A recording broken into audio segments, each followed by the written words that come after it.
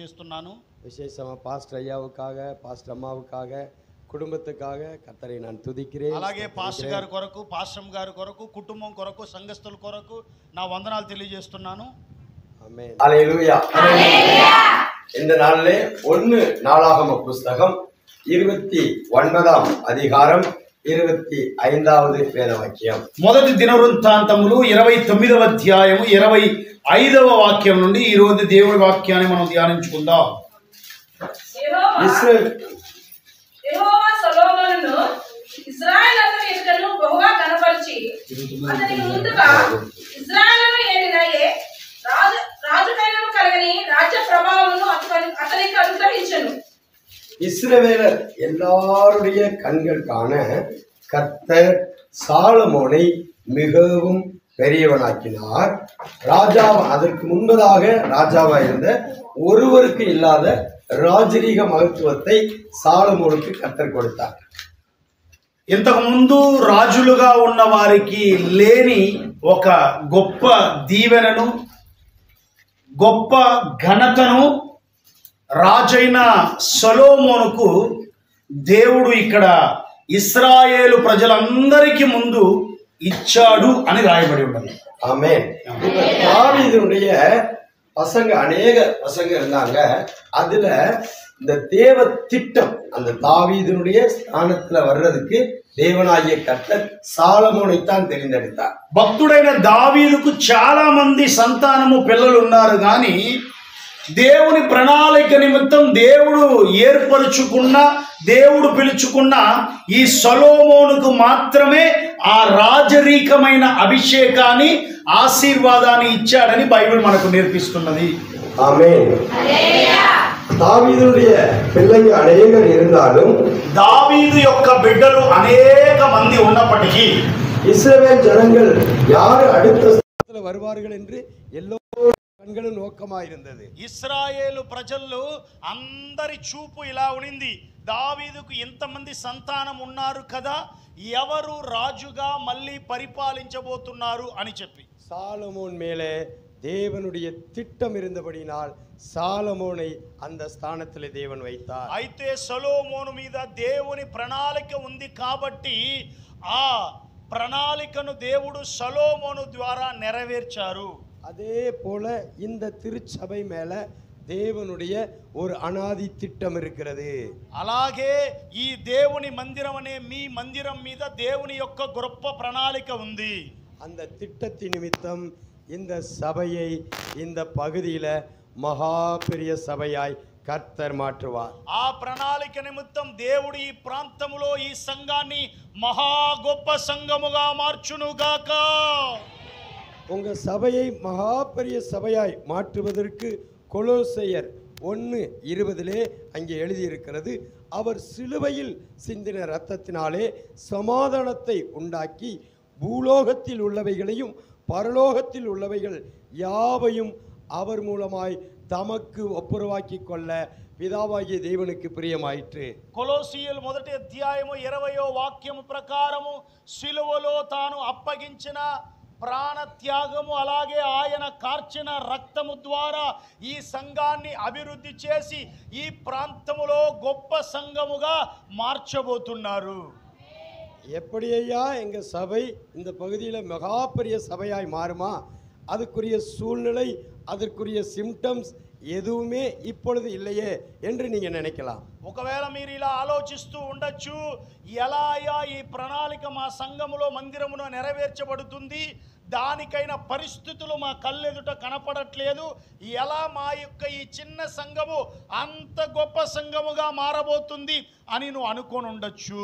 எந்த சபை கடைசி கால தேவ திட்டத்தை சுமந்து நிற்கிறதோ அந்த சபையை இந்த கடைசி நாட்களில் மகா பெரிய சபையாய் மாற்றுவார். ఈ అంత్య దినముల్లో ఎవరు దేవుని ప్రణాళిక నిమిత్తం దేవుని సత్యానుసారము నడుచుకునే సంఘముగా ఉన్నదో ఆ సంఘాన్ని దేవుడు ఈ అంత్య దినముల్లో గొప్ప సంఘముగా మార్చబోతున్నాడు. ஏசாயா 2:2 சொல்லுகிறது, கடைசி நாட்களில் கர்த்தருடைய ஆலயமாகிய பர்வதம் பர்வதங்களின் கொடுமுடியில் ஸ்தாபிக்கப்பட்டு மலைகளுக்கு மேலாய் உயர்த்தப்படும், எல்லா ஜாதிகளும் அதனிடத்தில் ஓடி வருவார்கள். యెషయా 2వ అధ్యాయం 2-3 వాక్యాలు చదువుతున్నప్పుడు అంత్య దినముల్లో దేవుని మందిరానికి అనేకులు చేర్చబడతారు. వారిని ప్రతి ఒక్కరు చూస్తుండగానే వారు అభివృద్ధి చెందుతారు అని బైబిల్లో రాయబడి ఉన్నది. 3வது வசனம் சொல்லுது, திரளான ஜனங்கள் புறப்பட்டு வந்து கர்த்தரின் பர்வதத்துக்கும் யாக்கோப்பின் தேவனுடைய ஆலயத்துக்கும் போவோம் வாருங்கள் என்பார்கள். 3వ వాక్యం చదువుతుండగా చాలా మంది జనాలు బయలుదేరి దేవుని మందిరము అనే ఆ కొండ మీద ఉన్న పట్టణానికి అనుభవమైన దేవుని సన్నిధానానికి వచ్చి దేవుని సియోనులో నుంచి మహిమపరుస్తారు అని రాయబడి ఉన్నది. இந்த సభையின் 4 திசையிலும் இருந்து திரளான ஆத்துமாக்கள் புறப்பட்டு இந்த சபையை தேடி வருகிற நாட்கள் தொடங்கிவிட்டது. ఈ మందిరము చుట్టూ 4 దిక్కులో ఉన్న ప్రజలు బయలుదేరి ఈ మందిరములో వచ్చి ప్రభువుని మహిమపరిచే రోజులు రాబోతున్నది. ஆமென், ஆமென், ஹல்லேலூயா, హల్లెలూయా. இயேசு கிறிஸ்து ஊழியம் செஞ்சார். அவர் செஞ்ச ஊழியத்துல பலத்த அற்புத அடையாளங்களை செய்தார். యేసు ప్రభు సేవ చేస్తూ ఉండగా ఆయన గొప్ప అద్భుతాల ద్వారా సేవ చేస్తూ వచ్చారు. அதனுடைய ரிசல்ட் எவ்வளவு பேர் ரட்சிக்கப்பட்டாங்கன்னா 120 பேர் ரட்சிக்கப்பட்டாங்க. దాని వల్ల రిజల్ట్ ఏమైందంటే కేవలం 120 మంది మాత్రమే రక్షించబడ్డారు. உலகம் கொள்ளாத அற்புதம் செஞ்சாரு. ప్రపంచంలో ఎవరు చేయలేని గొప్ప అద్భుతాలు చేశాడు యేసు ప్రభు గాని இயேசு மரித்து அடக்கம் பண்ணப்பட்டு பரலோகம் போன பின்பு యేసు ప్రభు మరణించి ఆయన 3వ రోజు లేచి మళ్ళీ పరలోకానికి వెళ్ళిన తర్వాత 120 பேர் மாத்திரமே மேல் வீட்டறையிலே கூடியிருந்து ஜெபித்து காத்திருந்தார்கள். కేవలం 120 మంది మాత్రమే ఆ పై గది అనుభవానికి వెళ్ళారు. அப்போஸ்தலர் 2ஆம் அதிகாரத்துல பரிசுத்த ஆவியானவர் உடைய காற்று அந்த சபைக்குள்ளே வீச ஆரம்பித்தது. అపోస్తుల 2వ అధ్యాయంలో చదువుతుండగా పరిశుద్ధాత్మ దేవుని గాలి ఆ స్థలములో అల్లాడుచుండెను. பேதுரு எழும்பி பிரசங்கித்தார். ஒரே பிரசங்கத்துல 3000 பேர் ரட்சிக்கப்பட்டார்கள். దాని తర్వాత పేతురు దిగి ప్రసంగించడం ప్రారంభించినప్పుడు ఒకే ప్రసంగంలో 5000 మంది రక్షించబడ్డారు. இந்த நாள்ல இருந்து பரிசுத்த ஆவியானவருடைய அபிஷேகம் இந்த சபையிலே அளவில்லாமல் செயல்படுகிறதை ఈ பார்க்கிறோம். రోజు నుండి పరిశుద్ధ ఆత్మ యొక్క పని ఈ మందిరములో చాలా అత్యధికంగా పని చేయబోతున్నది. இங்கிருந்து புறப்படுகிற கர்த்தருடைய வார்த்தைகள் இந்த சபையினுடைய 8 திசையிலும் இருந்து திரளான ஆத்துமாக்களை இங்கே கொண்டு வந்து சேர்க்கும். ఈ మందిరములో నుండి ఈ రోజు బయలుదేరి మీరు తీసుకెళ్లబోతున్న పరిశుద్ధాత్మ శక్తి మీ ద్వారా పనిచేసి ఈ సంఘము చుట్టూ ఉన్న 8 దిక్కుల్లో నుండి జనాలు వందలుగా తరలి మందిరానికి రాబోతున్నారు. ஆமென், ఆమేన్. பேதுரு யோவானும் அங்கே தேவாலயத்துக்கு போறாங்க. ஒரு முடவனை நடக்க வைக்கலாங்க. வெள்ளியும் பொண்ணும் என்னிடத்துல இல்ல, நஸ்ரேன் ஆகிய இயேசுவின் நாமத்தில் எழுந்து நடன்னு சொல்றாங்க.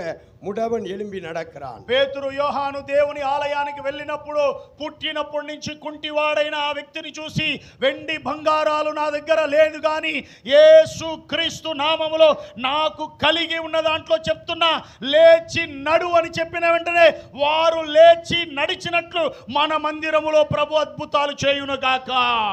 இந்த அற்புதத்தை கண்டு 5000 பேர் ரட்சிக்கப்பட்டார்கள். ఈ అద్భుతాలను చూసి 5000 ప్రజలు 7000 ప్రజలని రక్షించబడ్డారు.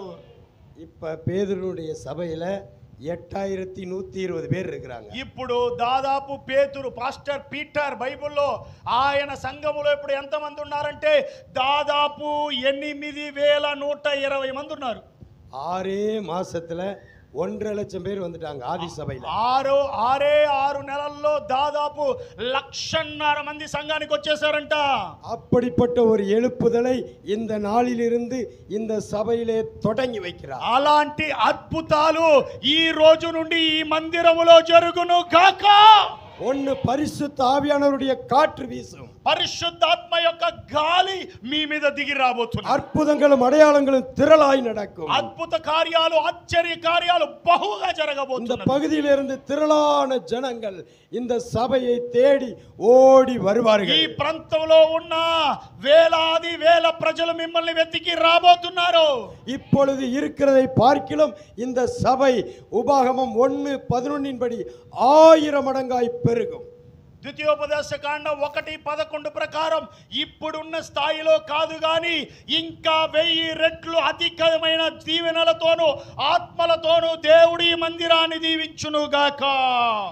சாலமோனுக்கு விசேஷித்த ஞானத்தை கொடுத்தது போல தேவனுடைய அனந்த ஞானம் வெளிப்பாடுகள் இந்த திருச்சபையிலிருந்து దేశங்களுக்கு வெளிப்படுத்தப்படும். సొలొమోనుకి ఇచ్చిన జ్ఞానము మాత్రం కాదు, అంతకన్నా గొప్ప జ్ఞానము, అంతకన్నా గొప్ప కృపావరములు ఈ మందిరానికి చెందిన మనందరికీ ప్రభు దయచేయును గాక. வேதத்தின் ரகசியங்களும் மறைபொருள்களையும் கர்த்தர் இந்த பலிபீடத்திலிருந்தே வெளிப்படுத்துவார். పరిశుద్ధ గ్రంథములో ఉన్న వాక్యాలు, పరిశుద్ధ గ్రంథములో ఉన్న ప్రతి దీవెనలు దేవుడు మీకు బయలుపరచును గాక.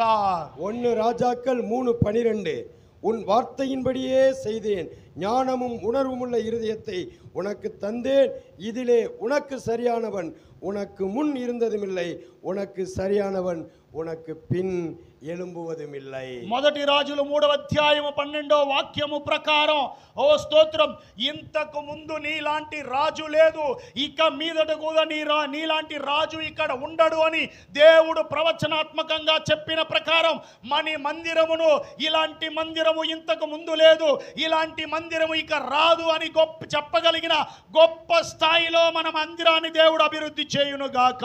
13வது வேத வாக்கியம், இதுவும் அன்றி நீ கேளாத ఐశ్వర్యத்தையும் நான் உனக்கு தருவேன். ఇంత మాత్రమే కాదు, నువ్వు ఇంతవరకు అడగని ఐశ్వర్యాన్ని నేను నీకు కలుగు చేస్తానని దేవుడు ஒன்று தெய்வீக ஞானத்தையும் கொடுப்பார். இங்க வந்திருக்கிற ஒவ்வொருவருக்கும் విశేషిత జ్ఞానத்தை கொடுப்பார். ఒక్కటి, దేవుని విశేషమైన జ్ఞానాన్ని నీకు అనుగ్రహిస్తాడు.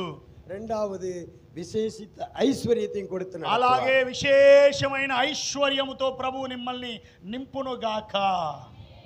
இந்த நாளுக்கு பின்பதாக உங்க வாழ்க்கையில உயர்வு உண்டாகும்.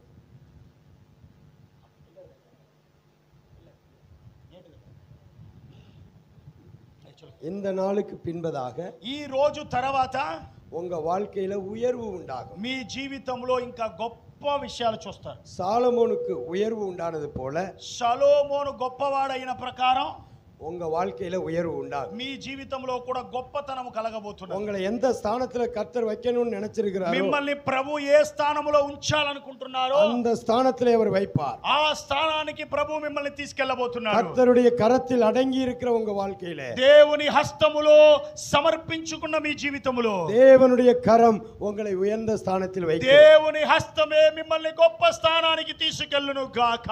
மூணாவது, சாலமோனை கொண்டு தேவ ஆலயத்தை கட்டினது போல இந்த சபைக்கு வேற ஒரு இடத்தை, மகா விஸ்தாரமான ஒரு இடத்தை கொடுத்து ஒரு மகா பெரிய சபையை இந்த பகுதியிலே தேவனாகிய கர்த்தர் ஸ்தாபிப்பார். ప్రభు చాలా త్వరలో మనకు ఈ స్థలము కాదు, ఇంతకన్నా పెద్ద స్థలం ఇచ్చి అక్కడ ఉన్నతమైన సంఘమును స్థాపించగలిగిన కృపను దేవుడు మనకు దయచేయును గాక. 2 நாளாகமம் 7:1 அந்த ஆலயத்திலே இந்த முந்தின ஆலயத்தின் மகிமையை பார்க்கிலும் பிந்தின ஆலயத்தின் மகிமை அது பெரிதாய் விளங்கும். 2 దినవృత్తాంతములు 7వ అధ్యాయము 1వ వాక్యము ప్రకారము ఇంతకు ముందున్న సంఘానికన్నా ఇక రాబోయే దినముల్లో మన సంఘము అభివృద్ధి చెందబోతున్నది, గొప్పగా ఉండబోతున్నది. ஆமென். ஏசாயா 27:2 அக்காலத்திலே நல்ல திராட்சரசத்தை தருகிற திராட்சை தோட்டம் உண்டாயிருக்கும். యెషయా 27:2 ప్రకారం ఆ రోజుల్లో గొప్ప రుచికరమైన ద్రాక్షారసము కలిగిన ద్రాక్ష తోటములను దేవుడు మనకు దయచేయబోతున్నారు. ஒருவேளை இதுவரைக்கும் சில பிரச்சனையோடு, சில போராட்டத்தோடு, சில பிரச்சனை நீங்கணுங்கிறதுக்காக சர்ச்சுக்கு இதுவரைக்கும் வந்தீங்க. ఒకవేళ ఇన్ని రోజులు మీరు ఈ సమస్యలో నుంచి విడుదల పొందుకోవాలి, ఈ కష్టములో నుంచి విడుదల పొందుకోవాలని ఎదురు చూస్తూ దేవుని మందిరానికి వచ్చి ఉండొచ్చు. ஆனா வருகிற நாட்கள்ல சந்தோஷத்தோடு சர்ச்சுக்கு வருவீங்க. ఇక రాబోయే రోజుల్లో మీరు ఇలా ఎదురు చూసి కాదు, దేవుణ్ణి మహిమపరచడం కోసం ఆనంద గెంతులు వేసుకుంటూ దేవుని మందిరానికి రాబోతున్నారు. சர்ச்சுக்கு போவது என்பது அவ்வளவு சந்தோஷமா இருக்கும். దేవుని మందిరానికి వెళ్ళాలంటే మీలో అంత సంతోషము, ఆసక్తి కలగబోతున్నది. இப்ப சர்ச்சுக்கு வரும்போது கைவீசம்மான்னு தனியா வர்றீங்க. ఇప్పుడు మీరు ఒంటరిగా ఏదో వెళ్ళాలని చెప్తూ మందిరానికి వస్తున్నారు. ஆனா இனி வருகிற சபையில ஆத்துமாக்களை 10 பேரை 20 பேரை கூட்டிட்டு வருவீங்க. అయితే రాబోయే రోజుల్లో మీరు ఒక్కొక్కరు కొత్తగా నూతనంగా ఒక్కొక్కరు 10, 20, 30 మందిని నూతన ఆత్మల్ని మీరే నడిపించుకొని మందిరానికి తీసుకురాబోతున్నారు. இப்ப நீங்க விசுவாசியா உட்கார்ந்து இருக்கிற ஒவ்வொருவரையும் சுவிசேஷகராய் மாற்றி அநேக ஆத்துமாக்களை ஆதாயம் பண்ணுகிறவர்களாய் ஆண்டவர் மாற்றுவார். దేవుడు సామాన్యంగా కూర్చొనున్న మిమ్మల్ని గొప్ప సువార్థికులుగా వాడుకొని సువార్తను ప్రకటించి అనేక వందల మందిని మందిరానికి తీసుకొచ్చే సువార్థికులుగా వాడుకొనును గాక. ஆமென். ஹல்லேலூயா. இந்த சபை வடக்கிலும் தெற்கிலும் கிழக்கிலும் மேற்கிலும் 4 திசையிலும் பரவி பாய்கிற ஒரு நதியாகவும் ஒரு விஸ்தாரத்தையும் தேவனாகிய கர்த்தர் கொடுத்து நடத்துவார். మన సంఘములో 4 దిక్కులో నుండి దేవుడు ఆత్మల్ని తరలించి మందిరానికి తీసుకొచ్చి గొప్పగా నిలబెట్టుకొనును గాక. ஆமென். சபைனா நீங்க தான் ஆலயம். మందిరం అంటే ఎవరంటే మీరే ఆలయం. நீங்க தான் ஆலயம். మీరే ఆలయం అండి. உங்களுக்கு தான் விசேஷித்த ஞானத்தை கொடுக்க போறார். మీకే ఆ విశేషమైన జ్ఞానాన్ని దయచేయబోతున్నాడు. உங்களுக்கு தான் விசேஷித்த ஐஸ்வர்யத்தை கொடுக்க போறார். మీకే ఆ విశేషమైన ఐశ్వర్యాన్ని దయచేయబోతున్నాడు. உங்களை கொண்டு தான் ஆலயத்தை கட்ட போகிறார். మీ ద్వారానే దేవుడు ఆలయాన్ని కట్టబోతున్నాడు. புதிய ஏற்பாட்டில் யார் ஆலயம்னா நீங்களே ஆலயம். కొత్త నిబంధనలో ఆలయం అంటే ఏంటంటే మీరే ఆలయము. ரட்சிக்கப்படாத மற்ற மனிதர்களை சபையிலே கொண்டு வந்து நீங்க சேர்க்கும்போது ஒரு ஆலயத்தை திருச்சபைக்கு கொண்டு வந்து சேர்க்கிறீர்கள். కొత్త నిబంధన ప్రకారం ఏంటంటే మనం వచ్చే మందిరానికి మీరే ఒక ఆలయంగా బయట పనిచేసి ఆత్మల్ని సంపాదించి ఆలయానికి తీసుకొచ్చి నిలబెట్టబోతున్నారు. ஆமென். அல்லேலூயா. அல்லேலூயா. சாலமோன் தேவாலயத்தை கட்டினான். சாலமோனை தேவன் அபரிவிதமாய் ஆசீர்வதித்தார். సొలొమోను దేవుని మందిరాన్ని కట్టారు. సొలొమోను దేవుడు అత్యధికంగా దీవించారు. நீங்க மற்ற ஆத்துமாக்கள் சபைக்குள்ள வர்றதுக்கு செயல்படும் பொழுது கர்த்தர் உங்களை ஆசீர்வதிப்பார். ఇతర ప్రజల మందిరానికి రావడానికి మీరు పని చేసినప్పుడు దేవుడు మీ జీవితాలను ఆశీర్వదిస్తారు. விசேஷித்த மகிமையினால் உங்களை நிரப்புவார். విశేషమైన మహిమతో దేవుడు మిమ్మల్ని కప్పుకుంటాడు. விசேஷித்த கிருபையினால் உங்களை நிரப்புவார். దేవుడు గొప్ప కృపతో నింపుతాడు. தம்முடைய வல்லமையை வரங்களை உங்களுக்கு கொடுத்து நடத்துவார். తన యొక్క శక్తిని బలమును మీకు అనుగ్రహించి నడిపిస్తారు. ஆத்துமாக்களை அறுவடை செய்கிற கருவியாய் உங்களை மாற்றுவார். ఆత్మల్ని సంపాదించే ఒక యంత్రముగా దేవుడు నిన్ను వాడుకొనును గాక. நல்ல திராட்சரசம் உங்களில் இருந்து வெளிப்படும். మంచి ద్రాక్షారసము మీలో నుంచి బయలుపడబోతున్నది. ஆமென். திராட்சரசம்னா மனமகிழ்ச்சி. ద్రాక్షారసం అంటే ఏంటంటే మనస్సులో కలిగే ఆనందం. ஆமென். இங்க வர்ற எல்லாருக்குள்ளேயும் பரிசுத்த ஆவியானவருடைய சந்தோஷம் இருக்கும். ఇక్కడ వచ్చే ప్రతి ఒక్కరికి పరిశుద్ధాత్మ యొక్క సంతోషము ఆనందము కలుగుతుంది. ஒரு முறை ஒரு ஊழியர் வந்து நாளைக்கு நம்ம சர்ச்சுக்கு உங்களுக்கு யாரெல்லாம் பிடிக்கலையோ அவங்களுடைய ஃபோட்டோலாம் கொண்டு வாங்கன்னு சொன்னாராமா. ఒకరోజు ఒక సేవకులు మందిరంలో ఉన్న విశ్వాసులకు చెప్పారంట, ఎవరెవరికి మీకు సంఘములో ఉన్న వారు ఎవరు మీకు నచ్చలేదో వారిని ఒక ఫోటో పట్టుకొని తీసుకురండి అని చెప్పారంట. ఫోటోவும் கொண்டு வரணும், ஒரு கத்தியும் எடுத்துக்கிறேன். ఒక ఫోటోను తీసుకురావాలి, ఒక కత్తి తీసుకురావాలన్నారంట. எல்லா ఫోటో కత్తిயோட అందరూ ఫోటోతోను కత్తితోను ఆదివారం చర్చికి వచ్చారంట. தனியா ஒரு ரூம் இருந்துச்சு. ఒక సెపరేట్ గా ఒక రూమ్ నిందంట. அந்த போட்டோல இருக்கிறவங்க எந்த அளவுக்கு வெறுப்பு கசப்பு இருக்கோ அத்தனை குத்திட்டு ஒவ்வொருத்தரா போயிட்டு வாங்கன்னு சொன்னாரு. ఆ ఫోటోలో ఉన్న వ్యక్తికి ఏం చేయాలంటే మీకు ఎంత కోపం ఉందో ఆ కోపాన్ని తీర్చుకోవడానికి మీరు తీసుకొచ్చిన కత్తితో ఆ ఫోటోని బాగా గుచ్చుని గుచ్చేసరండి అని చెప్పాడంట. లైనా పోయి எல்லாம் குத்திட்டு வந்து உட்கார்ந்துட்டாங்க. అందరూ ఆ ఫోటోల్ని బాగా గట్టిగా గుచ్చి పడేసి వచ్చి కూర్చున్నారంట. பாஸ்டர் கேட்டார், 30 குத்துனவங்க எத்தனை பேர்? పాస్టర్ గారు అడిగారంట, 30 సార్లు గుచ్చిన వాళ్ళు ఎంతమంది అన్నారంట. கொஞ்சம் பேர் கை தூக்குனாங்க. కొంతమంది చేతులు పైకెత్తారు. சிலர் 100 குத்து குத்துனவங்க கை தூக்குனாங்க. 100 మంది 100 సార్లు కూర్చున్నారు ఎవరయ్యా కత్తితో అంటే కొంతమంది చేతులు పైకెత్తారు. சிலர் கையே தூக்காம இருந்தாங்க. కొంతమంది చేతిలో పైకెత్తలేదంట. பாஸ்டர் எத்தனை குத்து குத்துனேன்னு எனக்கே தெரியல. వాళ్ళు చెప్పారంటే ఎంత గుచ్చామని మాకు లెక్కనే లేదు, అంత గుచ్చామన్నారంట. குத்து குத்துன்னு குத்தி தள்ளிட்டு கணக்கே இல்லாம குத்திட்டேன். గుచ్చుని గుచ్చిపడేసాను అయ్యా, దానికి లెక్కలేదన్నారంట. சரி எல்லா போட்டோவையும் கொண்டு வாங்கன்னு சொல்லி வச்சாரு. అంత ఫోటోలు తీసుకురండి అని చెప్పి ఆయన పాస్టర్ గారు అలా అంతా సర్దాడంట. நிறைய ஹஸ்பண்ட் போட்டால చాలా మంది భర్తల ఫోటో మీద கையையும் காண காலையும் காண, దాంట్లో చేతులు లేవు కాళ్ళు లేవంట. நிறைய ஒய்ப்பு போட்டால చాలా మంది భార్యల ఫోటోలో வாயே இல்ல, నోరో లేదంట. ఎందుకంటే అదే కదా ఎక్కువ మాట్లాడుకోవడం. நிறைய மாமியார் போட்டால చాలా మంది అత్తగారి ఫోటోలో கழுத்தே இல்ல. అవును, మెడ లేదంట. కోడలు కోసి పడేశారంట ఫోటోని. அப்ப கேட்டார், பாஸ்டர் கேட்டாரு, అప్పుడు పాస్టర్ గారు అడిగారంట, ஏன் எல்லா ஜென்ஸுக்கும் கையை காண, சிலருக்கு 2 கையும் காணா, சிலருக்கு 2 காலையும் காணா, ఏంటండి చాలా మంది భర్తల ఫోటోలో 2 చేతులు 2 కాళ్ళు కనపడట్లేదు అన్నారంట. பாஸ்டர் இவர் இங்க வந்தா தான் அல்லேலூயான்னு ஆராதிக்கிறாரு, வீட்டுக்கு வந்தா எண்ணெயை போட்டு அடின்னு அடிக்கிறாரு, இவருக்கு கை இருந்தா தானே அடிப்பாருன்னு சொல்லி கையே வெட்டிட்டான். పాస్టర్ గారు ఇక్కడ వస్తేనే ఆయన చేతులు పైకెత్తి హల్లెలూయా ఆరాధన పాట పాడుతున్నాడు, కానీ ఇంటికి వచ్చాడంటే ఆ చేతులు పెట్టుకొని కాళ్ళు పెట్టుకొని నన్ను కొట్టడం ఏంటి, తన్నడం ఏంటి, అవి 2 తీసేస్తే మంచిగా అయిపోతుంది కదా, చేతులు కాళ్ళు తీసేసే ఫోటోలు అన్నారంట. இவர் சண்டே சர்ச்சுக்கு வரச்சுன்னா விக்குன்னு வர்றாரு, காலம் 2 காலையும் வச்சுக்கிட்டு. ఆయన ఆదివారం చర్చికి రావాలంటే చాలా తొందరగా కాళ్ళతో నడిచొస్తున్నాడు, కానీ சர்ச்சு முடிஞ்சு வீட்டுக்கு போனவனா என்ன மிதின்னு மிதிக்கிறாரு. చర్చ్ అయిపోయి ఇంటికి వెళ్ళిన తర్వాత నన్ను ఎగిరెగిరి తంతున్నాడు. இவருக்கு கால் இருந்தா தானே மிதிப்பாரு, ఈయన కాళ్ళు ఉంటే కదా ఆయన తొక్కేది. அதனால இவர் காலையே எடுத்துட்டு అందువల్ల ఆయన కాళ్ళు తీసేసానయ్యా. நிறைய ஒய்ப்பு, ஏன் உங்க ஒய்ப்புக்கெல்லாம் వాయిల ఓట పోట్రికింగ్ ఏంటండి, చాలా మంది భార్యకి చేతులు కాళ్ళంతా భర్తలు తీయలేదు, కానీ నోరులో మాత్రం అంత పెద్ద బొక్కబడేటట్టు గుచ్చిపడేశారని అడిగారంట. పాస్టర్ ఇంక வந்து పాటు వాయ తిరంది. పాస్టర్ గారు ఇక్కడికి వస్తే నా భార్య ఎంత బాగా చక్కగా నోట్లో పాటలు ఆరాధన చేస్తుందయ్యా, వీటికి వంద ఆయన తిట్టియే వస్తే ఆమె తిట్టే తిట్లకు కొరతలే లేవు స్వామి అన్నాడంట. ఇవளுக்கு వాయి இருந்தா தானே திட்டுவா, దీనికి నోరు ఉంటేనే కదా గోల, அதனால வாயை குத்தி எடுத்து అందువల్ల నోటిని చింపి పడేసాను అన్నాడంట. அப்ப நிறைய கழுத்து காணா. ఏంట్రా ఇది మెడలేదు అంటే, என் மாமியார் தொல்லை தாங்க முடியல, మా అత్తగారి గోల తట్టుకోలేకపోతున్నా, உயிரோட இருந்தா தானே என்னை தொல்லை பண்ணு, అది ప్రాణాలతో ఉంటే కదా మనల్ని, அதனால கழுத்தையே எடுத்துட்டேன், అందుకే లేపడేసాను అన్నాడంట. இப்ப பாஸ்டர் சொன்னார், ఇప్పుడు పాస్టర్ గారు అన్నారు, இப்ப நான் பிரசங்கம் பண்ண போறேன், నేను ఇప్పుడు ప్రసంగం చేయబోతున్నా, இந்த சிறியவர்களில் இவர்களுக்கு எதை செய்தீர்களோ அதை எனக்கே செய்தீர்கள். అప్పుడు పాస్టర్ గారు ప్రసంగంలో నుంచి దేవుడు వాక్యం చెప్పాడంటే, ఈ చిన్నవారిలో మీరు వీరికి ఏది చేశారో అది నాకే చేశారు అని దేవుడు చెప్పాడంట. అండర్స్టాండ్? అర్థమైందండి? పురియుదా? నీ భర్తను కూర్చుంటే, నీ భార్యను కూర్చుంటే, అత్తగారు మెడలేపేసి ఉంటే దేవుడిని చేసినట్లంట.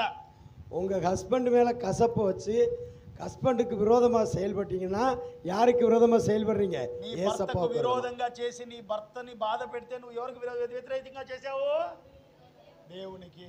உங்க ஒய்ஃபுக்கு விரோதமா பேசி ஒய்ஃபு வாயை குத்துனீங்கன்னா யாருக்கு விரோதமா செயல்படுறீங்க? నీ భార్యకు వ్యతిరేకంగా చేస్తూ భార్య నోరును గుచ్చుంటే ఎవరి నోరును గుచ్చి కొడుచున్నట్లు. அப்ப இன்னையில இருந்து யார் மேல என்ன కసపు వెరుపు இருந்தாலும், ఎవరి మీద ఎంత చేదు అనుభవాలు బాధలు ఉన్నా సరే இன்னைக்கு மன்னிக்க வேண்டும், ఈ రోజు క్షమించాలి. ఆమేన్. హల్లెలూయా, హల్లెలూయా.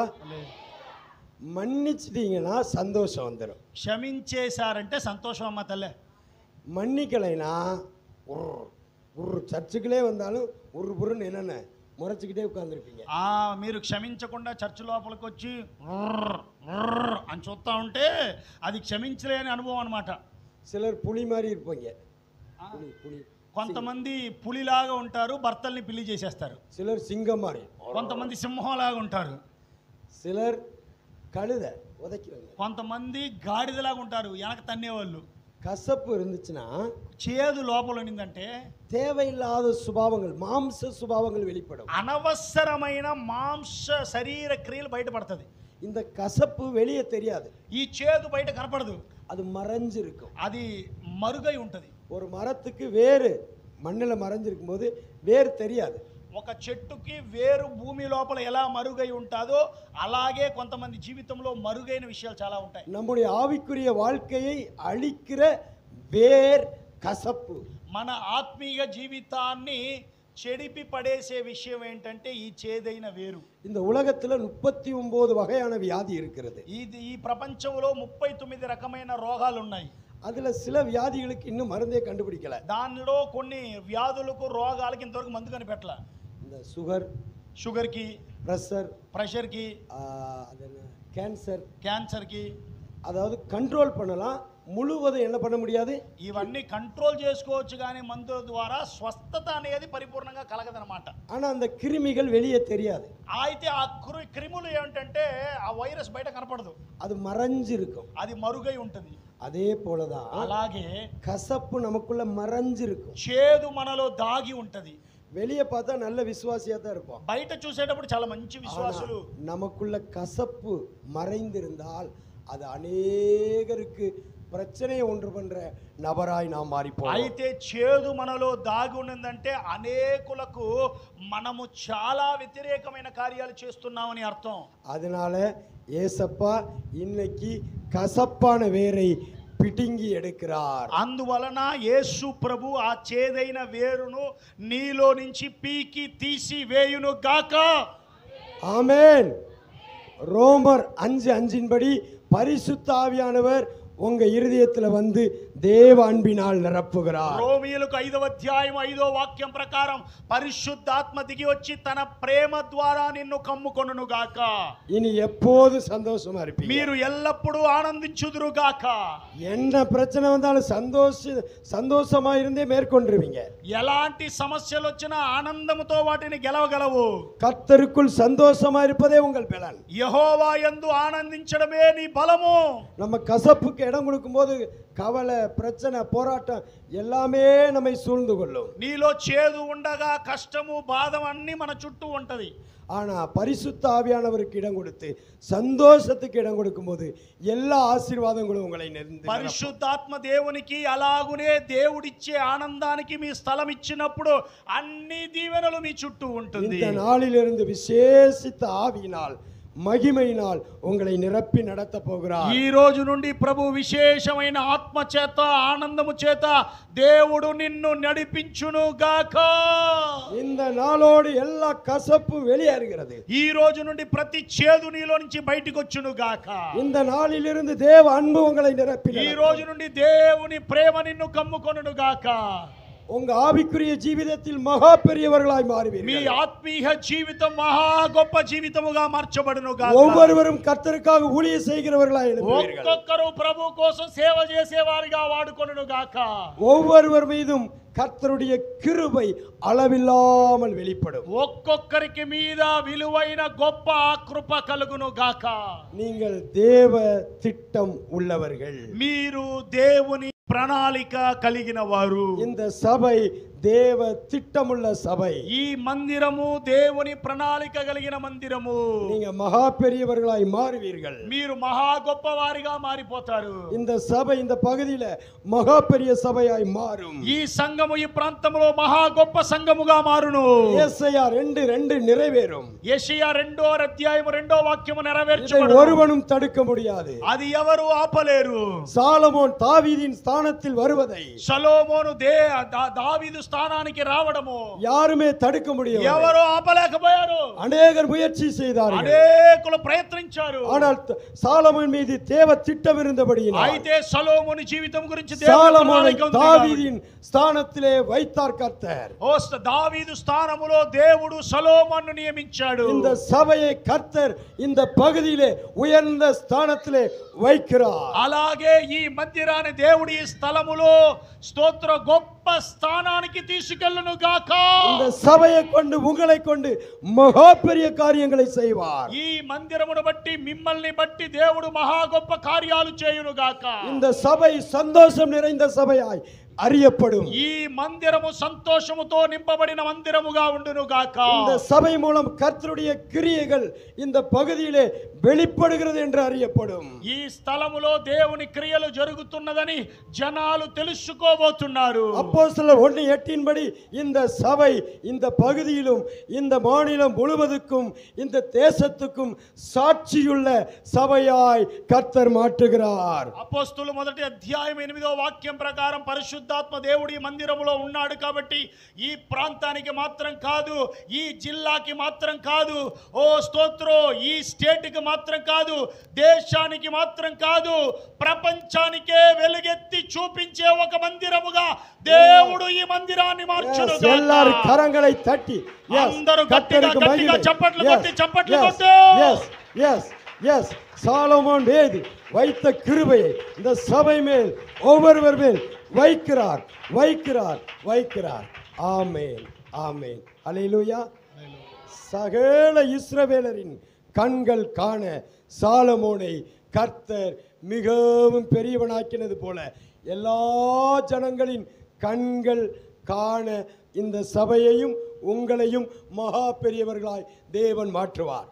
ఎలా ఇశ్రాయేలు ప్రజల కళ్ళు ఎత్తి చూస్తూ ఉండగా వారి ఎదుట సొలొమోనుని లేవనెత్తి దేవుడు ఆశీర్వదించాడు, అలాగే ఈ ప్రాంత ప్రజలందరూ చూస్తూ ఉండగానే ప్రభు మిమ్మల్ని, ఈ మందిరాన్ని, సంఘ విశ్వాసుల్ని, సేవకుల కుటుంబాలని అభివృద్ధి చేసి ఉన్నత స్థానానికి తీసుకెళ్లడం ప్రతి ఒక్కరు చూడబోయే రోజులు రాబోతున్నామని ప్రభు చెప్తున్నాడు. காரணம் தேவனுடைய திட்டம், தேவனுடைய தெரிந்தெடுப்பு சாலமோன் மேல இருந்தது போல இந்த சபை மேல் தேவ திட்டமும் దేవునుடைய தெரிந்து கொள்ளுதலும் இருக்கிறது. కారణం ఏంటంటే సొలొమోను గురించి ఎలా దేవుని ప్రణాళిక ఉందో అలాగే మీ సేవకుల గురించి, మీ గురించి, ఈ సంఘము గురించి దేవుని ప్రణాళిక ఉంది కాబట్టి అలాగే జరిగి తీరుతుందన్నమాట.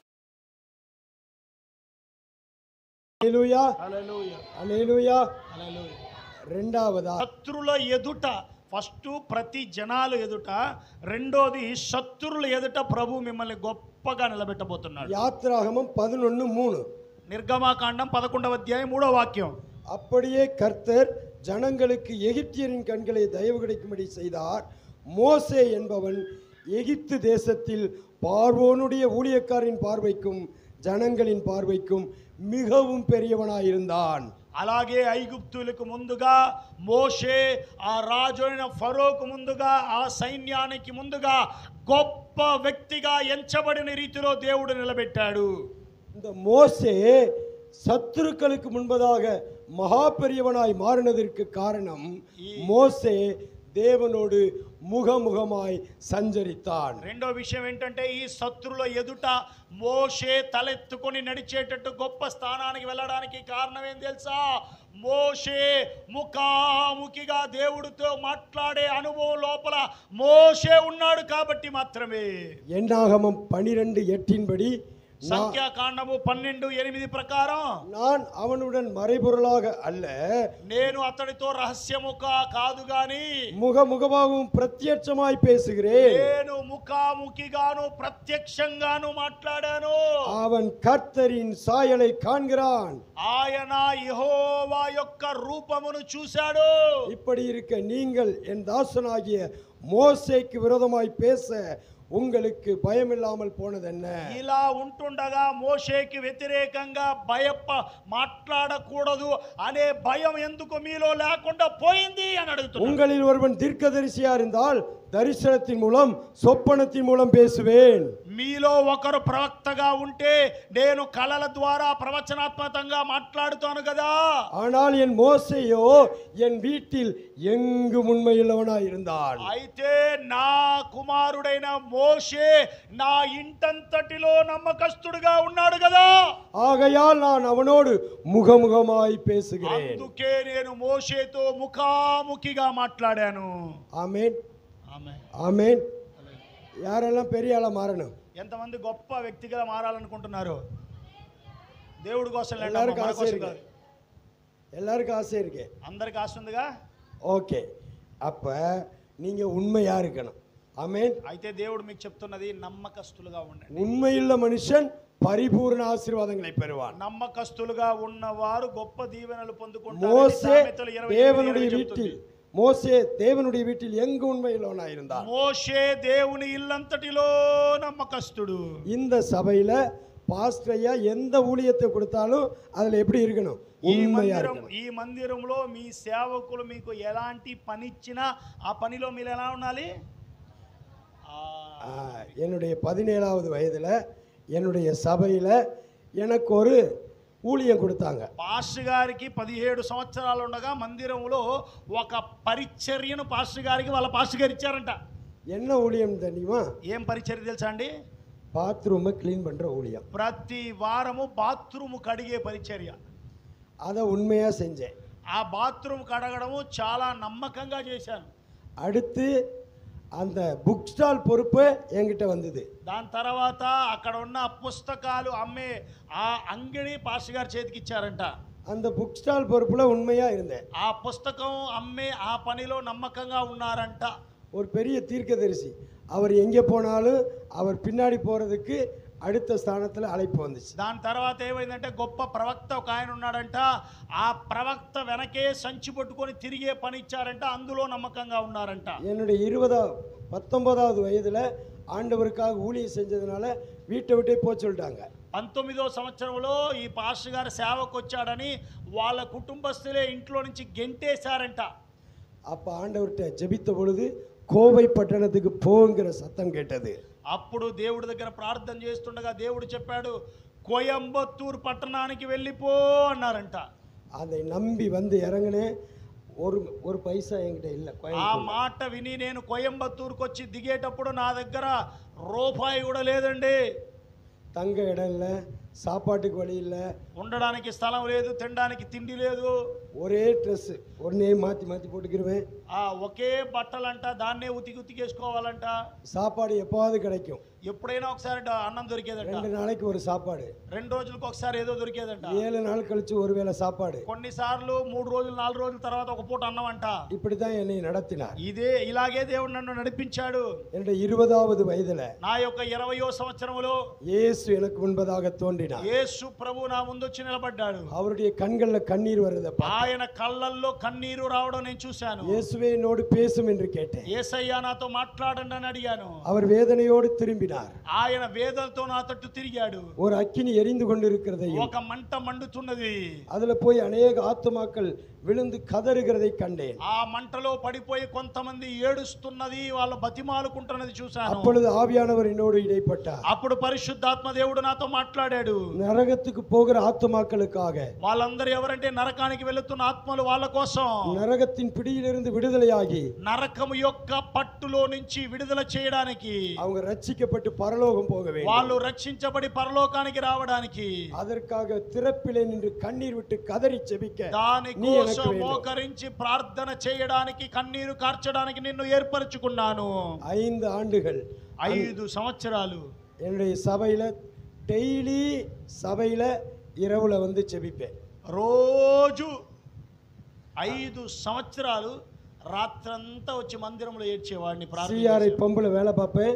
அடுத்து இரவுல வந்து சர்ச்சில் ஜெபம் பண்ணுவேன். పగలంతా ఒక స్థలంలో పని చేసేవారంట, నైట్ వచ్చి మందిరంలో ప్రార్థన చేసేవారంట. அந்த ஜெபத்துல உண்மையா இருந்தபடியினால், ఆ ప్రార్థనలో నేను నమ్మకంగా ఉన్నాను కాబట్టి 2002 ஆண்டவருடைய குரல் துணிச்சுச்சு. 2002వ సంవత్సరంలో ప్రభు యొక్క స్వరము నాకు వినపడింది. நீ ஆரம்பித்த ஊழியம் இந்த உலகத்தில் ஒரு மனிதனுக்கும் தெரியாது. నువ్వు ప్రారంభించిన ఈ పరిచర్య ప్రపంచంలో చాలా మందికి తెలియదు. ஆனா ஒரு காலம் வரும், అయితే ఒక రోజు వస్తది, உன் ஊழியம் உலகத்தில் இருக்கிற எல்லா மனிதனாலும் அறியப்பட்டிருக்கும். ఒక రోజు వస్తది, ఆ రోజు ప్రపంచంలో ఉన్న ప్రతి జనాలకు నువ్వు చేస్తున్న సేవ తెలియబోతున్నది. உலகம் முழுவதும் உன்னை எடுத்து நான் மகிமைப்படுத்துவேன். ప్రపంచం అంతటిలో నిన్ను పైకెత్తి లేవనెత్తి మహిమపరుస్తాను. ஒருவனும் உன்னை எதிர்த்து நிற்க முடியாது. ఒక్కరు నిన్ను ఎదిరించి నిలబడలేరు. கர்த்தராகிய நானே உன்னோடு கூட இருந்து, ఓ ప్రభువైన యెహోవా అయిన నేనైతే ఉంటూ, நான் உனக்கு சொன்னதை செய்து నేను முடிப்பேன். నీకు చేసే వరకు నిన్ను విడిచిపెట్టను. அல்லேலூயா, அல்லேலூயா. இந்த சபையில எந்த ஊழியத்தை பாஸ்டர் ஐயா பாஸ்டர் அம்மா கொடுத்தாலும் அதுல நீங்க உண்மையா இருக்க வேண்டும். ఈ మందిరములో పాస్టర్ గారు గాని పాస్టర్ అమ్మ గారు నీకు ఏ పరిచర్య ఇచ్చినా ఆ పరిచర్య నమ్మకంగా చేసేవాడిగా ఉండు. நீங்க உண்மையா இருந்தா இதே சபையில மகா பெரியவர்களாய் கர்த்தர் உங்களை மாற்றுவார். మీరు నమ్మకస్తులుగా ఉండగలిగితే ఇదే మందిరములో దేవుడు మిమ్మల్ని గొప్ప స్థానానికి తీసుకొచ్చి నిలబెడతారు. மோசே உண்மையுள்ளவனாய் இருந்தான். మోషే నమ్మకస్తుడుగా ఉన్నాడు. பார்வோனின் கண்ணுக்கு முன்னாக மகா பெரியவனாய் மாறினான். ఓ ఫరోకు ముందు మోషే మహా గొప్పవాడయ్యను. எல்லாரும் அவனை பற்றி ஆச்சரியப்பட்டார்கள். అందరూ అతన్ని చూసి ఆశ్చర్యపడ్డారు. பார்வோனையும் பார்வோனுடைய சேனையையும் நியாயம் தீர்க்கிறவனாய் ஆண்டவர் அவனை மாற்றினார். ఫరో యొక్క అన్ని విషయాలను న్యాయ విచారణ చేయగలిగినంత స్థాయికి దేవుడు మోషేని తీసుకెళ్లిపోయాడు. யாத்ராகமம் 7:12 నిర్గమకాండము 7:12 ప్రకారం மந்திரவாதிகளும் சர்ப்பத்தை கொண்டு வந்து போடுறாங்க. మంత్రాలు చేసేవారు ఆ కర్రను తీసుకొచ్చేశారు. ஆனா மோசேயின் சர்ப்பம் எல்லா மந்திரவாதிகளின் சர்ப்பத்தை விழுங்கி விட்டது. అయితే మోషే కర్రలో నుంచి వచ్చిన పావు మిగిలిన పావులను మింగేసింది. நீங்க உண்மையுள்ளவர்களாய் இருப்பீர்களே ஆனால் నమ్మకస్తులుగా ఉండగలిగితే எந்த மந்திரவாத கிரியைகளும் உங்களை மேற்கொள்ளாது. ఏ మంత్రగాళ్ళ క్రియలో నిన్ను జయించడానికి కాదు. நீங்கள் எல்லாவற்றையும் மேற்கொள்ளுவீர்கள். నువ్వు అన్ని విషయములో విజయవంతంగా మారిపోతావు. சத்துருவின் சகல வல்லமையை மேற்கொள்ளுகிற கிருபையினால் உங்களை நிரப்பி ஆண்டவர் సైన్యాన్ని நடத்துவார். జయించగలిగిన కృపను దేవుడు నీకు అనుగ్రహిస్తాడు. இந்த நாளில் எல்லா மந்திரவாத கிரியைகளையும் கர்த்தர் அழித்து அதன் மீது உங்களுக்கு ஜெயத்தை தந்து ஆண்டவர் நடத்த ఈ போகிறார். రోజు నీకు వ్యతిరేకమైన మాంత్రిక క్రియలు చేస్తున్న వ్యక్తులు ఆ క్రియల్లో నుంచి దేవుడు నిన్ను విడుదల చేసి ரோமர் నిన్ను 16:20 படி నిలబెట్టుకొనుగాక. சமாதானத்தின் தேவன் சாத்தானை உங்க காலின் கீழே இந்த நாளில் நசுக்கி போடுகிறார். రోమీయులకు 12వ అధ్యాయం 20వ వాక్య ప్రకారం సమాధానాన్ని ఇచ్చే దేవుడు సాతాను క్రియల్ని శీఘ్రముగా నీ కాళ్ళ కింద తీసుకొచ్చి చేర్చును గాక. ஆமென். இப்பொழுது சாத்தான் உங்க காலின் கீழ். சொல்லுங்க. ఇప్పుడు చెప్పండి అందరూ నాతో కలిసి చెప్పండి. ఇప్పుడు சாத்தான் யார் கால் கீழே? உங்க காலுக்கு கீழே நசுங்குங்க. ఇప్పుడు మాతో కలిసి చెప్పండి. అందరు చెప్పండి. சாத்தா உங்க காலுக்கு கீழே நசுக்கப்பட்டு போனான். అద சொல்ல வைக்கிறேன் அதுக்குள்ள நீங்க வந்துடுங்க. ஆமா. ఆ సాతాను వాడి క్రియలు నా కాళ్ళ కింద వేసి అనగద్రొక్కుతున్నాను అని చెప్పండి చూద్దాం. ஆமென். அல்லேலூயா அல்லேலூயா. அடுத்து இந்த உண்மையுள்ள மோசேயை கொண்டு தேவனாகிய கர்த்தர் யாத்ராகமம் 34:10 படி பூலோகத்தில் எங்கும் செய்திராத அற்புதங்களை அடையாளங்களை நடப்பித்தார். ఈ మోషే ద్వారా దేవుడు ఏం చేస్తున్నాడంటే భూమంతటిలో ఎవరి ద్వారా చేయలేని గొప్ప అద్భుతాలు మోషే ద్వారా మోషేని వాడుకొని చేశాడని నిర్గమకాండం 34:10లో రాయబడి ఉన్నది. உங்க வாழ்க்கை நடக்கும். మన జీవితంలో కూడా చాలా గొప్ప అద్భుతాలు ఆశ్చర్య కార్యాలు జరగబోతున్నాయి. யோபு 5:9 படி ஆராய்ந்து முடியாத பெரிய காரியங்களையும் எண்ணி முடியாத அதிசயங்களை செய்வார். యోబు 5వ అధ్యాయం 9వ వాక్యం ప్రకారం మీరు ఊహించలేని అద్భుతాలను ఇంతవరకు ఎంచుకోలేనని గొప్ప దీవెనలు దేవుడు నీకు దయచేస్తాడు. எரேமியா 32:14 படி இதோ மாம்சமான யாவருக்கும் தேவனாகிய கர்த்தர். యెర్మియా 32:16 ప్రకారం ఇదో మాంసమైన ప్రతి ఒక్కరికి యెహోవా దేవుడుగా ఉన్నాడనే వాక్యం ప్రకారం என்னாலே செய்யக்கூடாத அதிசயமான காரியம் ஒன்றுமில்லை. నా ద్వారా చేయలేని అద్భుతమైన కార్యాలు ఒక్కటి కూడా లేదు. உங்க வாழ்க்கையில அநேக அற்புதங்களும் அதிசயங்களும் இந்த நாள்ல இருந்து தேவனாகிய கர்த்தர் మీ செய்வார். ద్వారా దేవుడు అనేక అద్భుత ఆశ్చర్య కార్యాలు ఈ రోజు నుంచి చేయబోతున్నాడు. ஆமென். அல்லேலூயா அல்லேலூயா. என்னை கொண்டு உங்களை கொண்டு அந்த அற்புதம் செய்யணும்னா இயேசு எனக்குள் உங்களுக்குள் வாழ வேண்டும். మన ద్వారా దేవుడు అలాంటి అద్భుత ఆశ్చర్య కార్యాలు చేయాలంటే మీలో దేవుడు నివసించాలి. கொலோசேயர் 1:27 படி கிறிஸ்துவானவர் மகிமையின் நம்பிக்கையாய் உங்களுக்குள் இருப்பதே அந்த ரகசியம். కొలోసీయులకు 1వ అధ్యాయం 29వ వాక్య ప్రకారం దేవుని ఆత్మ దేవుడి విషయాలు మీలో దాగి ఉన్న ద్వారానే ఇలాంటి కార్యాలు జరుగుతుందని రాయబడి ఉన్నది. எல்லாரும் சொல்லுங்க, இனி வாழ்வது நான் அல்ல. అందరు కలిసి చెప్పండి, ఇక్కడ ఇక మీదట బ్రతికేది నేను కాదు, எனக்குள்ளே இயேசு வாழ்கிறார். నాలో క్రీస్తు జీవించుచున్నాడు. எனக்குள்ள வாழ்கிற இயேசு பெரியவர். నాలో జీవించుతున్న యేసయ్య గొప్పవారు. உலகத்தில் இருக்கிறவனிலும் எனக்குள் இருக்கிற இயேசு பெரியவர். ప్రపంచములో ఉన్న వారి కన్నా నాలో ఉన్న యేసయ్య గొప్పవారు. ஆமென், ఆమేన్. அல்லேலூயா.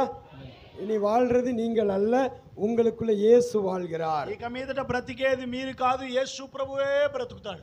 யாத்ராகமம் 12:35-36 பிரகாரம் இயேசு உங்களுக்குள் வாழும்போது, அதாவது மோசேயினுடைய வார்த்தையை கேட்டு எகிப்திலிருந்து புறப்பட்ட எல்லா ஜனங்களும் வெள்ளியோடும் பொன்னோடும் கர்த்தர் புறப்பட பண்ணினார். నిర్గమకాండం 12వ అధ్యాయం 34-35 వాక్యము ప్రకారం నా- బంగారముతో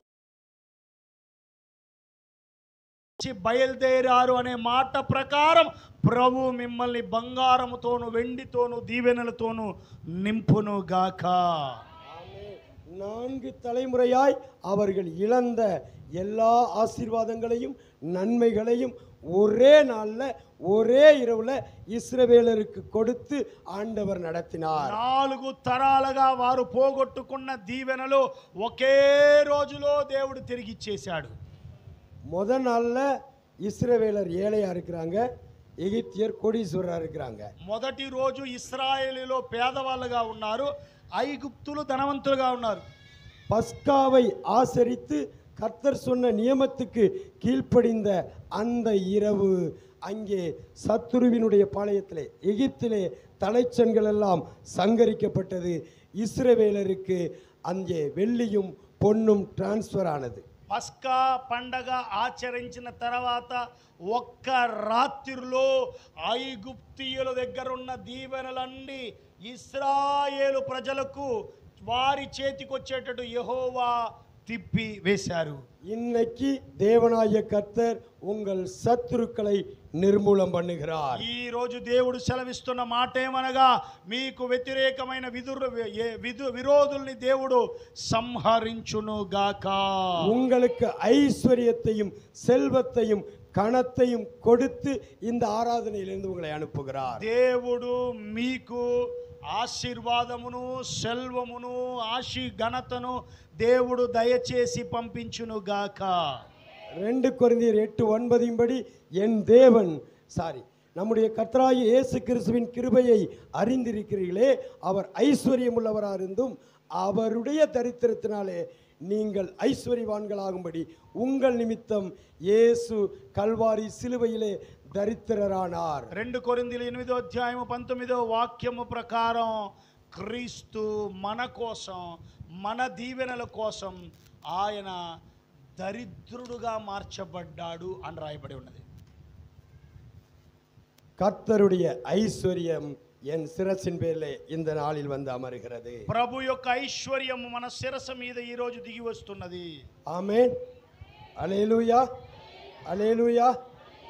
1 தேவ திட்டமுள்ள நபர்களை கர்த்தர் மகா பெரியவர்களாய் மாற்றுவார். 1 దేవుని ప్రణాళిక ఉన్న వారిని దేవుడు గొప్పవారుగా మారుస్తారు. சகல ஜனங்களின் கண்கள் காண சாலமோனை பெரியவனாய் மாற்றினது போல உங்களை அழைத்திருக்கிறார். உங்கள் மேல ஒரு திட்டம் இருக்கிறது, உங்களை தேவன் தெரிந்து கொண்டிருக்கிறார். ஆகையால் உங்களையும் உங்க சபையையும் மகா பெரியவர்களாய் மாற்றுவார். మీ గురించి దేవుని ప్రణాళిక ఉంది కాబట్టి సొలొమోన్ని ఇశ్రాయేలు ప్రజల ముందు ఎలా హెచ్చించాడో దేవుడు మిమ్మల్ని హెచ్చించి అభివృద్ధి చేసి మిమ్మల్ని దేవుడు నిలబెట్టుకొనును గాక. சபையிலே, சபை ஊழியத்திலே, பொறுப்பிலே யார் உண்மையாய் இருக்கிறீர்களோ உங்கள் சத்துருக்களுக்கு முன்பதாக உங்களை மகா பெரியவர்களாய் மாற்றுவார். ఎవరు మందిరములో, పరిచర్యలో, సేవలో, కుటుంబములో నమ్మకస్తులుగా ఉన్నారో వారిని శత్రులకు ముందుగా తలెత్తుకొని నడిచేలా ప్రభు చేస్తాడు. ஆமென், அல்லேலூயா. மூணாவது ஒரு காரியம், మూడవ కార్యం, தேவ ராஜ்யத்திலே விதைக்கிறவர்களை கர்த்தர் மகா பெரியவர்களாய் மாற்றுவார். దేవుని రాజ్యం అనే మందిరములో దేవుడు కోసం విత్తే వారిని దేవుడు ఆశీర్వదిస్తాడు. ஆதியாகமம் 26 12 13. ఈ ఆది కాండము 26వ అధ్యాయము 12 13. யாராவது வாசிங்க. ఎవరన్నా చదవండి. ஆதியாகமம் 26 12 13.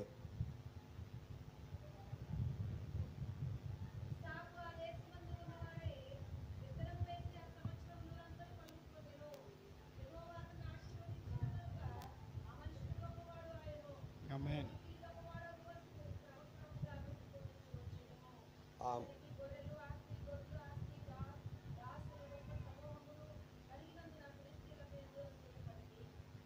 ஆமென். ஈசாக்கு அந்த தேசத்தில் விதை விதைத்தான். கர்த்தர் அவனை ஆசீர்வதித்ததினால் அந்த வருஷத்திலே 100 மடங்கு பலனடைந்தான். அவன் ஐஸ்வர்யவனாகி వరావర విరుத்தி అடைந்து మహా పెరియవనానాన్. ఇసాకు ఆ దేశమందున్నవాడై విత్తనము వేసి ఆ సంవత్సరములో ఫలించి 100 ఆశీర్వాదము పొందుకొని గొప్పవాడాయను. అతని కార్యాలన్నీ ఆశీర్వదించబడెను. விதை என்பது தேவனுக்காக தேவ ராஜ்யத்துக்காக ஜெபிப்பது ஒரு விதை. విత్తనం అంటే దేవుని కోసం దేవుని రాజ్యము కోసం మనము ప్రార్థన చేయడం అనేది ఒక విత్తనము. தேவனுடைய ஆலயம் விரிவாகுவதற்கென்று உங்க நேரத்தை செலவிடுவது தேவ சமூகத்தில் ஒரு விதையாயிருக்கிறது.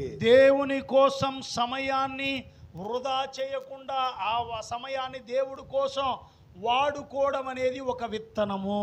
நம்முடைய மற்ற ஆத்துமாக்களின் ரட்சிப்புக்காக கண்ணீர் சிந்தி ஜெபிப்பது நம்முடைய கண்ணீர் ஒரு விதையாயிருக்கிறது. ఇతరుల రక్షణ కోసం మనం కన్నీరు కార్చి ప్రార్థన చేసే ఆ ప్రార్థన ఒక విత్తనమై ఉన్నది.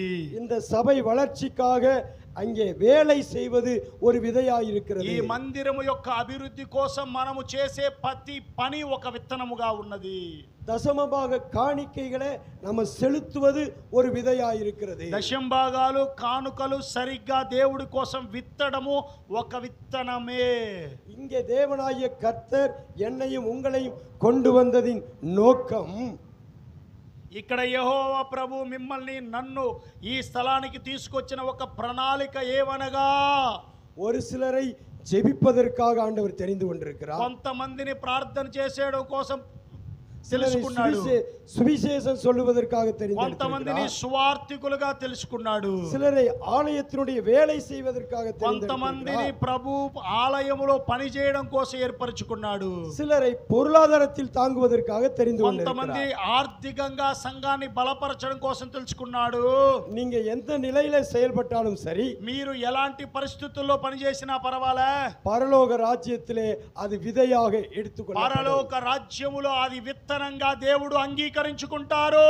அப்படி இந்த தேவ ராஜ்யமாகிய சபைக்குன்னு யாரு விதை விதைக்கிறார்களோ செயல்படுகிறார்களோ அவர்களை మహా పెరియవர்களாய் மாற்றுவார். ఇలా దేవుడి రాజ్యమనే మందిరము కోసం మీరు చేసే విత్తనము, అది ప్రార్థన అయినా పరిచర్య అయినా సంఘములో పనైనా సువార్త పైన మీరు ఏది చేసినా ఈ రాజ్యం అనే మందిరము కోసం దేవుడు వాటిని అంగీకరించుకుంటారు. அந்த விதை விதைத்த ஈசாக்குக்கு தேவனாகிய கர்த்தர் ரெகபோத் என்கிற இடத்தை கொடுத்தார். ఆ విత్తనం విత్తిన ఈసాకుకు దేవుడు రెహబోత్ అనే స్థలాన్ని ఇచ్చాడు. ஏசேக்கு சித்தனாவுக்கு முடிவை உண்டு பண்ணினார். ఏసేకు ద్వారా దేవుడు కార్యం చేశాడని చదువుతున్నాం. சண்டை வாக்குவாதம் பிரச்சனைக்கு இன்னைக்கு தேவன் முற்றுப்புள்ளியை வைக்கிறார். గొడవలకి సమస్యలకు ఇబ్బందులకు పోరాటాలకు దేవుడు ఈ రోజు ఒక ముగింపు నీ జీవితంలో కలుగ చేయును గాక. உங்க வாழ்க்கையில இங்கே பெருகுவதற்கு பழுகுவதற்குரிய రెహబోతు ఆండవర్ ఏర్పడితి ఇక మీదట నీ జీవితంలో అభివృద్ధి చేయగలిగిన అభివృద్ధి అవ్వగలిగినంత ద్వారాలు దేవుడు తెరవబోతున్నాడు. அடுத்து இந்த ஈசாக்குக்கு தேவனாகிய கர்த்தர் தரிசனமானார். ఇసాకుకు యెహోవా దేవుడు దర్శనమిచ్చెను. இந்த நாளில் யாரெல்லாம் உண்மையாய் அவரை தேடி அவருடைய சமூகத்தில் காத்திருக்கிறீர்களோ அவர்களுக்கு தம்மை அவர் வெளிப்படுத்துவார். ఈ రోజు దేవుడు చెప్తున్నాడు, ఎవరు నమ్మకంగా దేవుణ్ణి వెతకగలరో వారి జీవితంలో అదే అద్భుతాలు చేస్తానంటున్నాడు. மூணாவது, எல்லா சத்துருக்களும் அவனோடு கூட சமாதானமாகும்படி செய்தார். మూడవ విషయం ఏంటంటే ప్రతి శత్రువు వారితో సమాధానం అయ్యేటట్టు దేవుడు చేశాడు. அந்த சத்துருக்களுக்கு முன்பதாக மகா பெரியவனாய் நின்றார். ఆ శత్రుల ఎదుట మహా గొప్పవాడాయన మోషే. அவருடைய சூழ்நிலை பஞ்சகாலம். ఆయన పరిస్థితులు ఏంటంటే కరువు కాలం. ஆனா பஞ்ச காலத்தில் விதை விதைத்தார். ఆ కరువు కాలములో విత్తనం వేశాడు. கர்த்தர் பஞ்ச காலத்தில் அவனை மகா பெரியவனாய் மாற்றினார். ఆయనను యెహోవా కరువు కాలములోను ఇస్సాకును గొప్పవాడుగా చేసెను. சாலமோன் மேல் திட்டம் இருந்தது. அந்த திட்டம் அவனை மகா பெரியவனாய் மாற்றினது. సొలొమోను మీద దేవుని ప్రణాళిక ఉన్నది కాబట్టి సొలొమోను జీవితంలో దేవుడు గొప్ప కార్యము చేసెను. மோசே தேவனுடைய வீட்டில் அதாவது ஊழியத்தில் உண்மையுள்ளவனாய் இருந்தான். சத்துருக்களுக்கு முன்பதாக மகா பெரியவனாய் மாற்றினார். మోషే గురించి దేవుని ప్రణాళిక ఉంది కాబట్టి మోషేను శత్రుల ఎదుట దేవుడు గొప్పవాడుగా చేసెను. ஆமென். அப்படியே எல்லாரும் எழும்புவோம். అలాగే అందరు లేచి నిలబడదాం. இந்த நாள்ல 3 கூட்ட ஜனம் இங்க இருக்கீங்க. ఈ రోజు ఇక్కడ 3 విధమైన గుంపుకు చెందిన బిడ్డలు ఇక్కడ ఉన్నారు. தேவ திட்டமுள்ள தேவனால் தெரிந்து கொள்ளப்பட்டவர்கள் இங்கே இருக்கிறீர்கள். ఒక్కటి దేవుని వల్ల పిలవబడి ఏర్పరచబడిన వారు ఉన్నారు. உங்களை தேவன் மகா பெரியவர்களாய் மாற்ற போகிறார். మిమ్మల్ని ప్రభు గొప్పవారిగా మార్చును గాక. இரண்டாவது உண்மையுள்ளவர்கள். 2 నమ్మకస్తులు. நம்ம ஊழியத்துல அல்லது பொறுப்புல எதெல்லாம் உண்மையா இருக்கிறீர்களோ உங்களை மகா பெரியவர்களாய் கர்த்தர் மாற்றுவார். మందిరములో పరిచర్య విషయంలో ఎవరు నమ్మకంగా ఉన్నారో వారిని దేవుడు అభివృద్ధి చేస్తారు. மூணாவது தேவ ஆலயம் தேவ ராஜ்யம் கட்டப்படுவதற்கு విదైతవర్గలు ఇంగే இருக்கிறீர்கள். మూడోది ఏంటంటే దేవుని రాజ్యము కట్టబడడానికి విత్తిన వారు ఉన్నారు. உங்களை மகா பெரியவர்களாய் ஒருவேளை உங்க சூழ்நிலை இப்பொழுது ஒரு பஞ்சகாலமா இருக்கலாம். ఇప్పుడు ప్రభు మిమ్మల్ని చూసి చెప్తున్నాడు, ఒకవేళ మీ జీవితం ఇప్పుడు కరువు కాలం లాగా ఉండొచ్చు. உங்களை மகா பெரியவர்களாய் மாற்றுவார். మిమ్మల్ని మహా గొప్పవారిగా మార్చును గాక. இந்த 3 நிலைகளிலும் మహా పెరియవరాయి உங்களை மாற்றுவதற்காக ఈ 3 పరిస్థితుల్లో ఉన్న వారిని దేవుడు మహా గనులుగా మార్చడం కోసము యేసు కల్వారి సిలువైயில் தன்னுடைய ஜீவனையே கொடுத்து பலியாகி இருக்கிறார். యేసు ప్రభు తన ప్రాణాన్నే సిలువలో అప్పగించాడు. ஆகையால் సకల జనங்கள் కన్నులు కాణ உங்களை మహా పెరియవர்களாய் மாற்றுவார். అందుకే నేను మిమ్మల్ని చూసి చెప్తున్నాను, మిమ్మల్ని దేవుడు మహా గనుడుగా నిలబెట్టబోతున్నాడు. శత్రువుகளின் కన్నులు కాణ உங்களை మహా పెరియవர்களாய் மாற்றுவார். శత్రువుల్ని దేవుడు సంహారము చేయబోతున్నాడు. இந்த పంచ కాలத்தில் உங்களை మహా పెరియవர்களாய் ఈ కరువు కాలములో కూడా ప్రభు మిమ్మల్ని మహా గనుడుగా మార్చబోతున్నాడు. உங்களை మహా పెరియవர்களாய் மாற்றுவார். మీరు విత్తిన విత్తనాలను బట్టి ప్రభు మిమ్మల్ని మహా గనుడుగా మార్చబోతున్నాడు. చేతులు పైకెత్తి ఏకీభవించు. హల్లెలూయా హల్లెలూయా హల్లెలూయా హల్లెలూయా హల్లెలూయా. ఒక్క నిమిషం. ప్రభువా, ఈ దినాన మీరు నాతో మాట్లాడారు. ప్రభువా, ఈ దినాన మీరు నన్ను బలపరిచారు. ప్రభువా, నీ సేవకుడు ద్వారా నాతో మాట్లాడావు. ఏ దినము నుంచి నీవు నన్ను ఆశీర్వదిస్తానని చెప్పావు. ఏ దినము నుంచి నీవు నన్ను బలపరుస్తానని చెప్పావు. ఏ దినము నుంచి నీ కృప నాకు తోడుగా ఉంచుతానని చెప్పావు. మహిమ. ఆయన నిన్ను స్వస్థపరచబోతున్నాడు. ఆయన నిన్ను స్వస్థపరచబోతున్నాడు. ఆయన నిన్ను బలపరచబోతున్నాడు. ఆయన నిన్ను నడిపించబోతున్నాడు. ఇదిగో నీ సమస్యలన్నీ తొలగించబోతున్నాడు. చేతులు పైకెత్తి, ప్రభువా నీవు నన్ను స్వస్థపరచబోతున్నావు. ప్రభువా నీవు నన్ను బలపరచబోతున్నావు. ఎంతమంది అయితే దినాన ఆరాధనకు వచ్చారో, ఎన్ని కుటుంబాలైతే దినాన ఆరాధనకు వచ్చారో, ఎంతమంది స్థలములో నిలబడి ఉన్నారో, వారందరి జీవితంలో ఆయన అద్భుతం చేయబోతున్నాడు. వారందరి జీవితాలు అద్భుతాలు చేయబోతున్నాడు. వారందరి జీవితాలు అద్భుతాలు చేయబోతున్నాడు. హల్లెలూయా హల్లెలూయా హల్లెలూయా హల్లెలూయా హల్లెలూయా. రబాలరా షాకాతాలరా. పరిశుద్ధాత్ముడు బలమైన కార్యం చేయబోతున్నాడు. పరిశుద్ధాత్ముడు బలమైన కార్యాలు చేయబోతున్నాడు. పరిశుద్ధాత్ముడు ఉన్నతమైన కార్యాలు చేయబోతున్నాడు. ఈ స్థలములో నిలిచిన ప్రతి ఒక్కరి జీవితంలో ఉన్నతమైన అద్భుతం చేయబోతున్నాడు. ఈ స్థలములో ఉన్నటువంటి గొప్ప కార్యాలు చేయబోతున్నాడు. హల్లెలూయా హల్లెలూయా హల్లెలూయా హల్లెలూయా హల్లెలూయా హల్లెలూయా హల్లెలూయా హల్లెలూయా. ఈ రోజు నువ్వు అద్భుతం చూడబోతున్నావు. చూడబోతున్నావు. ఈరోజు నువ్వు అద్భుతం చూడబోతున్నావు. నీ జీవితంలో ఉన్న ప్రతి సమస్యను ప్రభు తెంచబోతున్నాడు. ఓ లైవ్ ద్వారా వింటున్న వారి జీవితాల్లో యేసు క్రీస్తు వారు అద్భుతము చేయబోతున్నాడు. ఇక్కడ నిలబడిన పురుషులు స్త్రీల జీవితంలో ఆయన కార్యాలు చేయబోతున్నాడు. గొప్ప దేవుడు నీతో ఉన్నాడు. ఐగుప్తులో నుంచి వారు వచ్చేటప్పుడు వెండి బంగారాలు కలిగిన వారుగా ఉన్నారు. అలాగే నిన్ను కూడా దేవుడు సమృద్ధిగా మార్చబోతున్నాడు. నీ సమస్యలని తీసివేయబోతున్నాడు. హల్లెలూయా, హల్లెలూయా, హల్లెలూయా, హల్లెలూయా. ప్రేమ కలిగిన మా తండ్రి, దయగలిగిన మీ పాదములకు స్తుతులు స్తోత్రాలు మేము చెల్లిస్తున్నాం. ఈ సమయం ముందు మీ దాసుని నిలబెట్టి అద్భుతంగా మీరు మాతో మాట్లాడారు. అందును బట్టి మీకు స్తోత్రాలు ప్రభువా. విత్తబడిన ప్రతి మాట మా జీవితాల్లో ఫలింపు దయచేయండి. ప్రవచనాత్మకంగా ఏ మాట అయితే మమ్మలను బలపరిచిందో, ఏ మాట అయితే బయటికి వచ్చిందో, ఆ మాట యేసు నామములో మా జీవితాల్లో